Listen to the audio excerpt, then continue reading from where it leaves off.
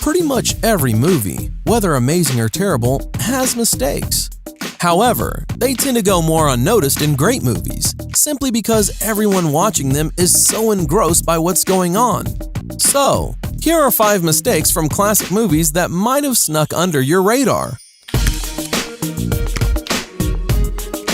Let's start with the legendary film Braveheart. The famous Mel Gibson drama has repeatedly been criticized for the abundance of historical inaccuracies. But frankly, there are stupid slip-ups in the picture, such as swords and axes bending like rubber. However, perhaps the most obvious mistake is that the protagonist takes the trouble to ride horseback instead of riding in that car that mysteriously appears in one frame of the film. Did you know that in those days it was fashionable to walk in a cap? In this scene, Mel Gibson gets a sword out of nowhere. Here, he runs with an empty right hand, and in the next frame, he already has a weapon.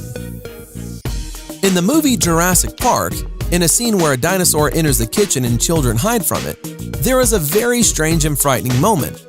Someone decided to touch the dinosaur's butt.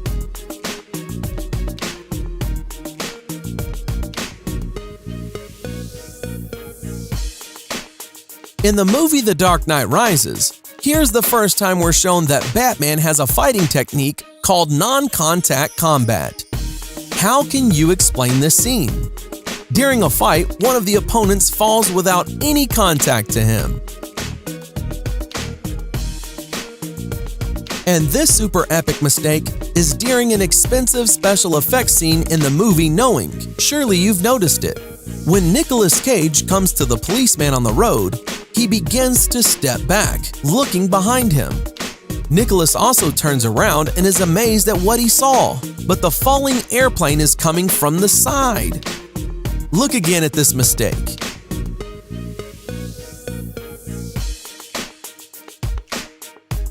How could they spoil such an expensive scene? Next, we have the movie Gladiator.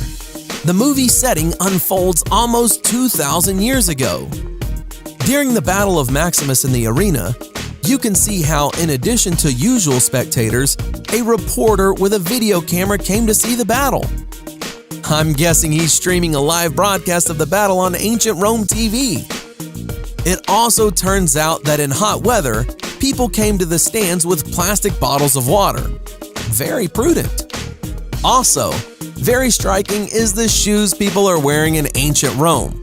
Apparently, we got the designs of modern soles from them as well. Today, some historians say that gladiator fights had elements of a show, kind of like wrestling now. And seeing as rivals stab swords at each other's armpits, you begin to believe it. But at the end of the movie, when the deadly wounded Maximus falls to the ground, you can see how his head is comfortably placed on a pillow of sand, to die with such comfort. But to be honest, it's no surprise that Maximus eventually died, because he had a very bad coagulation of blood. This can be seen at the beginning of the film when in Germany, he was injured by one of the soldiers in the shoulder. But here, he is in Spain, and the wound is still bleeding. Although to get from Germany to Spain, you must ride at least a month to get there on horseback.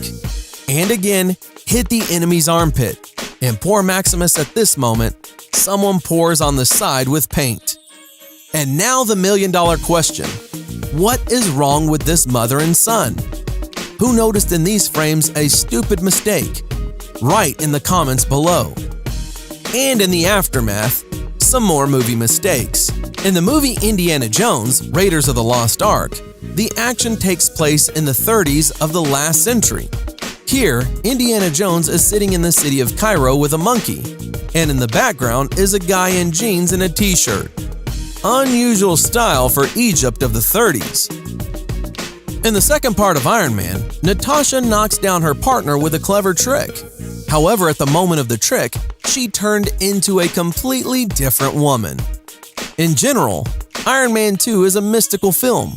Otherwise, how do you explain that Tony Stark's reflection in the mirror thrusts 2 fingers into his mouth before Tony Stark himself? And what other kind of movie mistakes did you notice, guys? Leave a comment below. Thanks for watching. Subscribe for more.